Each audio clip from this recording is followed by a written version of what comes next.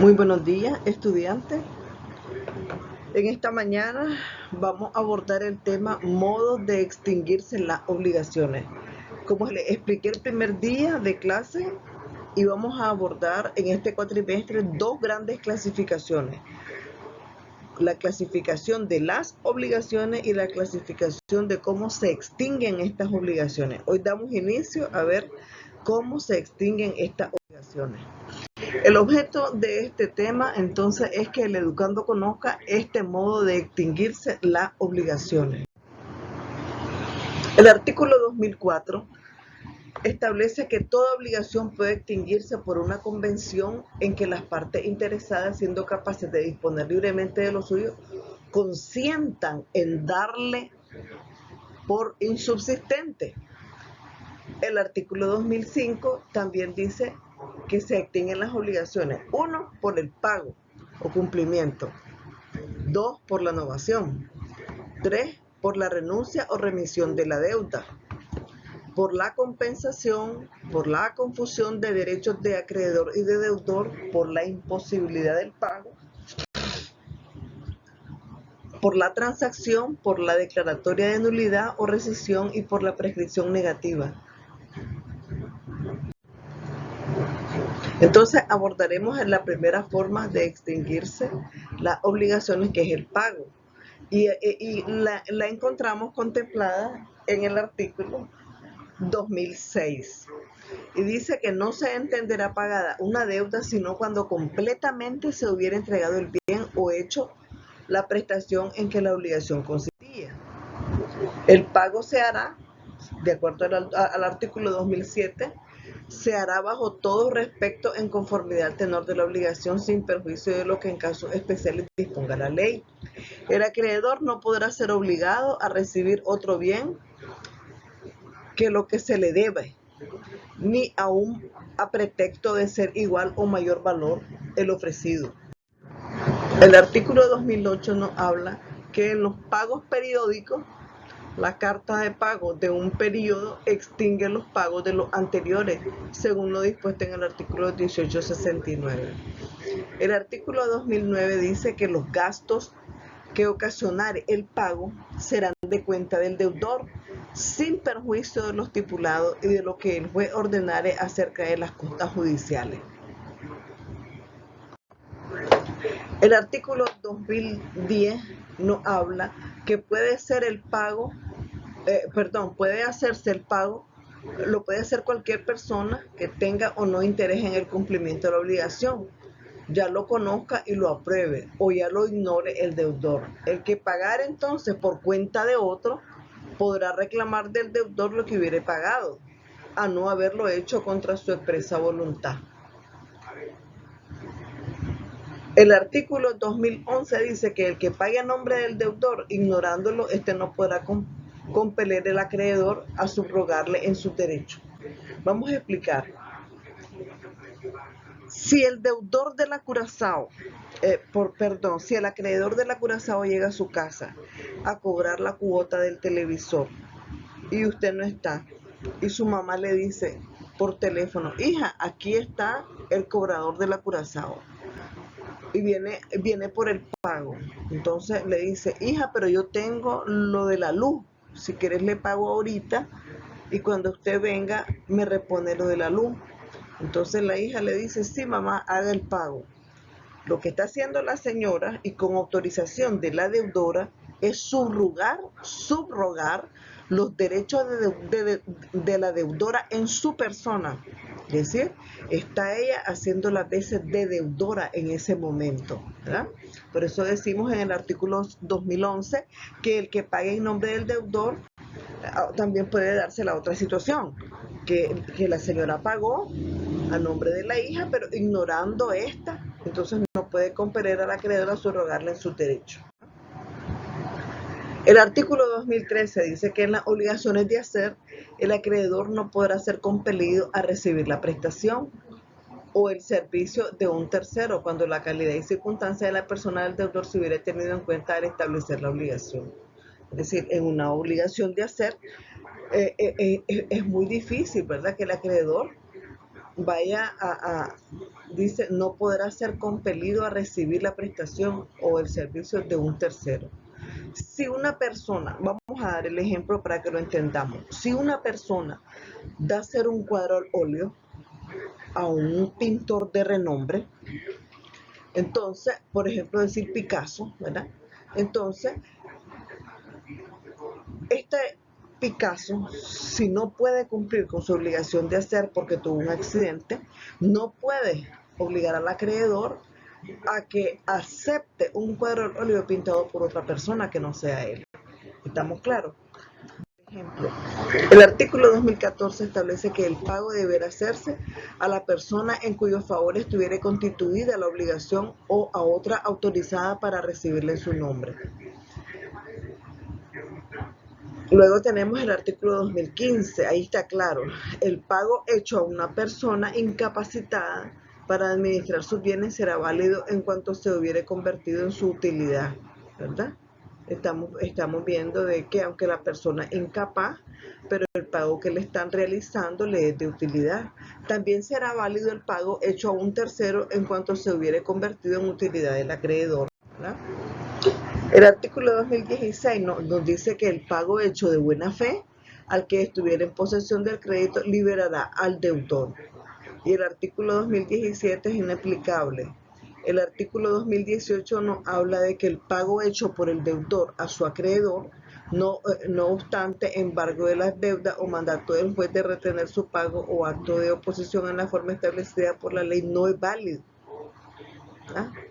Es decir, te están embargando, te están obligando a que pagues la deuda a través de un embargo. Entonces, pero como si el embargo ya está hecho, ¿verdad? ¿Qué sentido tiene entonces que realice el pago? ¿Ah? Si ya está siendo embargado. Igualmente no lo es si paga el deudor insolvente en fraude de los acreedores en cuyo favor se ha abierto un concurso. Es decir, si el deudor no pagó y entonces hay un concurso de acreedores, ¿verdad? Y el deudor dice, y el deudor paga en fraude de los acreedores en cuyo favor se ha abierto un concurso, entonces tampoco no es válido, ¿ya? El artículo 2019 es inaplicable. El artículo 2020 nos dice, cuando la obligación consista en entregar un bien indeterminado o genérico cuya calidad y circunstancias no se hubieran expresado, el acreedor no podrá exigir la de la calidad superior ni el deudor entregará la de la calidad inferior. El 2021 nos habla que dice que a menos que el contrato expresamente lo autorice, no podrá compelerse al acreedor a recibir parcialmente las prestaciones en que consiste la obligación. Porque recuerden de que si usted pactó, por ejemplo, que le va a pagar a la Curazao 700 córdobas mensuales, ¿verdad? Y entonces este es el último pago. Ya usted va a dar la última cuota del televisor, entonces no puede obligar al acreedor a que reciba la mitad de los 700 córdobas. Sin embargo, cuando la deuda tuviera una parte líquida y otra ilíquida, podrá exigir el acreedor y hacer el deudor el pago de la primera sin esperar a que se liquide la segunda, en ese caso. El artículo 2021 dice que a menos que el contrato expresamente lo autorice, no podrá compelerse el acreedor a recibir parcialmente entonces las prestaciones en que consiste la obligación. Sin embargo, cuando la deuda tuviera una parte líquida u otra ilíquida, podrá exigir el acreedor y hacer el deudor el pago de la primera, sin esperar a que se liquide la segunda. El artículo 2022 dice, el pago de las deudas de dinero deberán hacerse en la moneda que tenga curso legal en Nicaragua, salvo las excepciones que se dispongan en las leyes de la materia. El artículo 2023 nos habla que si la deuda hubiera de pagarse en una moneda determinada que no tenga curso corriente, al tiempo del pago deberá hacerse como si no se hubiera fijado moneda alguna. El artículo 2024 nos habla que la entrega de pagarés a la orden o letras de cambio u otros documentos mercantiles solo producirá los efectos del pago cuando hubieran sido realizados o cuando por culpa del acreedor se hubieran perjudicado. El artículo 2025 dice que el pago en que se debe transferir la propiedad no es válido, sino en cuanto el que paga es dueño del bien pagado o la paga con el consentimiento del dueño. Tampoco es válido el pago en que se debe transferir la propiedad, sino en cuanto el que paga tiene facultad de enajenar. Por supuesto, ¿verdad? Vos no podés pagar una deuda con un bien inmueble si el bien inmueble no es tuyo. Usted tiene que ser titular de ese bien inmueble para que el pago pueda ser real y efectivo. Sin embargo, cuando el bien pagado es consumible o fungible y el acreedor lo ha consumido de buena fe, se valida el pago, aunque haya sido hecho por el que no era dueño o no tuvo facultad de enajenarlo. En este caso, cuando los bienes, estamos hablando de un bien consumible o fungible. Los fungibles son los que pueden ser sustituidos unos por otros. El artículo 2026 dice que si la deuda es de un cuerpo cierto, debe el acreedor recibirlo en el estado en que se halle, a menos que se haya deteriorado y que los deterioros provengan del hecho o culpa del deudor o de las personas por quienes éste es responsable, o a menos que los deterioros hayan sobrevenido después que el deudor se haya constituido en mora y no provenga de un caso fortuito a que el bien hubiera estado expuesto, igualmente en poder del acreedor.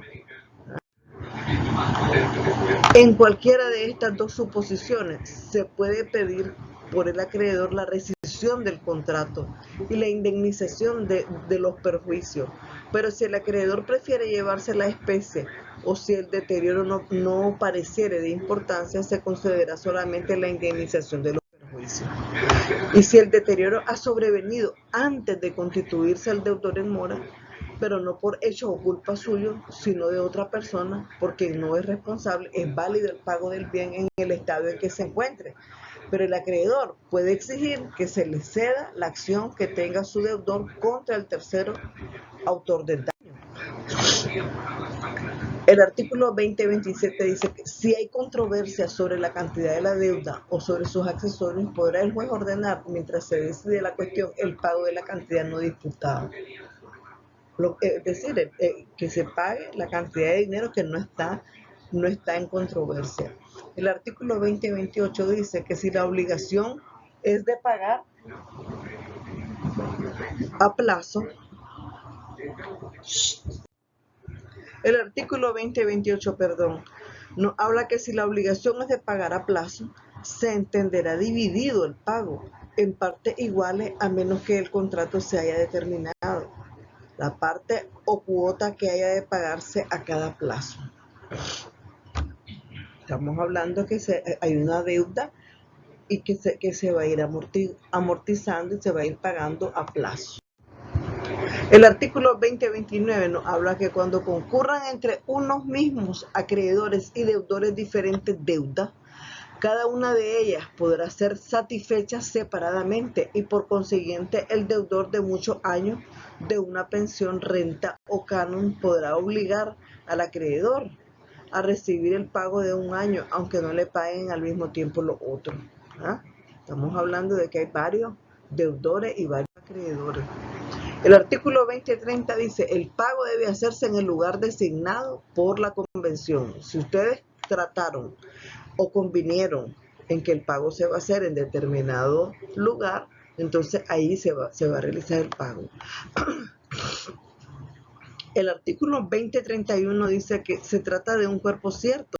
Se hará el pago en el lugar en que dicho cuerpo exista al tiempo de constituirse la obligación, pero si se trata de otra cosa, se hará el pago.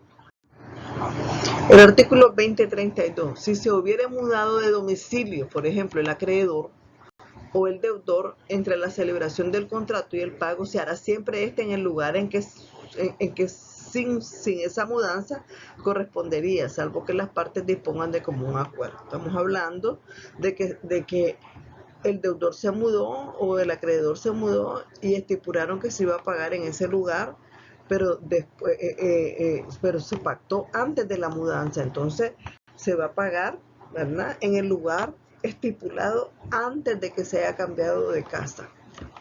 El artículo 2033, el deudor que después de celebrado el contrato mudare voluntariamente de domicilio deberá indemnizar al acreedor de los mayores gastos que haga por esa causa. La existencia en poder del deudor del documento privado hace presumir el pago, salvo prueba en contrario. Es decir, si el deudor debe, pero si ya tiene en sus manos el documento que dice, ¿verdad?, que ese era el crédito que él tenía con el acreedor, pues se supone que ya no debe. El artículo 2035 dice que la diputación para recibir el pago puede conferirse por poder general para la libre administración de todos los negocios del acreedor o por poder especial. Es decir, para que vos puedas recibir el pago tenés que tener un poder general o un poder especial para la libre administración del negocio o negocio en que está comprendido el pago, o por un simple mandato comunicado al deudor, ¿verdad?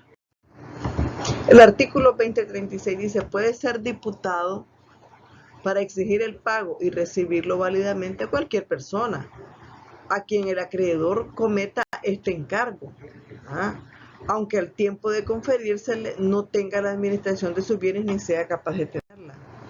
El artículo 2037 dice, el poder conferido por el acreedor a una persona para demandar en juicio al deudor no le faculta por sí solo para recibir el pago de la deuda. Pudiéramos hablar de un abogado que tiene ese poder general judicial, ¿verdad?, para demandar en juicio, pero él no tiene poder para recibir el pago de la deuda, ¿no?, porque el poder general judicial es para representar en juicio, no es un poder generalísimo ni es un poder especialísimo. El artículo 2038 dice que la facultad de recibir por el acreedor no se transmite a los herederos o representantes de la persona diputada por él para este efecto, a menos que lo haya expresado así el acreedor, ¿no? El artículo 2039. La persona designada por ambos contratantes para recibir no pierde esta facultad por la sola voluntad del acreedor, el cual, sin embargo, podrá ser autorizado por el juez para revocar este encargo, en todos los casos en que el deudor no tenga interés en oponerse a él.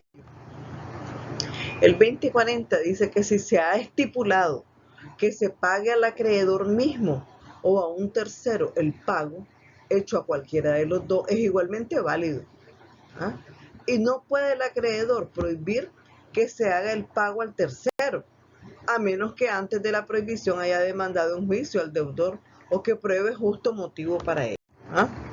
El 2041 dice que la persona diputada para recibir se hace inhábil por la demencia, la interdicción. Sabemos que la interdicción es cuando una persona cae presa por sentencia firme o por haber hecho cesión de bienes o haberse trabado una ejecución en todo ello, y en general por todas las causas que hacen expirar el mandato, ¿no? Estamos hablando que esa persona diputada tiene causas, ¿verdad?, que permiten expirar ese mandato. Muchas gracias, y con esto hemos concluido la primera forma de extinguir las obligaciones.